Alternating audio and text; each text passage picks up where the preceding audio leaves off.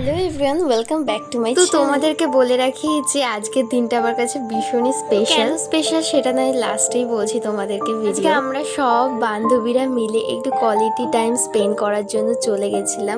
সকালবেলা সব বান্ধবীরা চলে এসেছিল কলেজের সামনে, আর ওখান থেকে সবাই উঠে গেছিলাম বাসে, আর বাসে করে চলে এসেছিলাম সোজা সোদপুরের এই সত্যি কথা বলতে এই জায়গাটা এত সুন্দর, এত নিলিবিলি, আর পাশে হচ্ছিল আমরা 1:30টা পর্যন্ত ছিলাম।